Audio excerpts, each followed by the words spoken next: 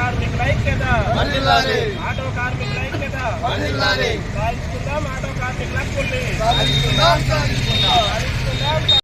రోజు ఆదిలాబాద్ జిల్లాలో ఉన్న ఆటోలు, టాక్సీలు, క్యాబ్లకు తెలంగాణ రాష్ట్ర వ్యాప్తంగా జేఏసీ ఆధ్వర్యంలో బంద్కు పిలిపివ్వడం జరిగింది.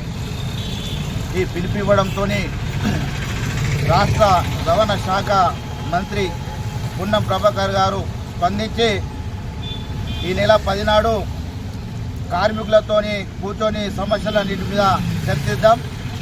ఆటో కార్మికుల పట్ల రాష్ట్ర ప్రభుత్వం చిత్తశుద్ధితో ఉన్నది. ఆటో కార్మికులకు అన్యాయం చేకూర్చే విధంగా మేము చర్యలు తీసుకోమని చెప్పేసి నిన్న హామీ ఇవ్వడంతో వీళ్ళ బంద్ను వాయిదా ఇవ్వడం జరిగింది. ఈ నెల 10 తారీఖు నాడు ఏదైతే రవాణా శాఖ మంత్రి ఉన్నారో వారు ఆటో కార్మికులకు సంక్షేమ బోర్డును, అలాగే ఈ మహాలక్ష్మి పథకం వల్ల ఆటో కార్మికులు చాలా వాళ్ళ జీవనం గడుపుకోవడం చాలా చిన్న భిన్నంగా మారిపోయింది. కాబట్టి వాళ్లకు ప్రతి నెల 6,000 నుంచి 10,000 రూపాయలు ప్రకటించాలని ఈ ఆటో డ్రైవర్ల జేఏసీ నిర్ణయించడం జరిగింది. అలాగే ప్రైవేట్ యాప్లు వచ్చినాయి, ఊబర్, ఓలా. ఈ ఆదిలాబాద్ జిల్లాలో కూడా కొత్త యాప్ రావడం జరిగింది. ఆ యాప్లను రద్దు చేసి ప్రభుత్వమే ఒక అధికారిక యాప్ తీసుకొచ్చి ఆటో కార్మికులకు సహకారాన్ని అందించాలని ఈ జేఏసీ డిమాండ్ చేస్తూ ఉన్నది.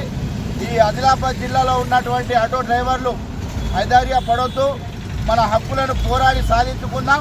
తెలంగాణ రాష్ట్రం కోసం ఏ విధంగానైతే పోరాటాలు చేసినామో, తెలంగాణ రాష్ట్రం ఏ విధంగా సాధించుకున్నామో అదేవిధంగా ఆటో డ్రైవర్ల, ఆటో కార్మికుల సమస్యల కోసం అవసరమైతే ఎంతవరకైనా పోరాడదాం. కానీ అధైర్యపడొద్దని ఆదిలాబాద్ జిల్లా ఆటో డ్రైవర్లకు, కార్మికులకు చేసి ధైర్యాన్ని ఇస్తున్నది.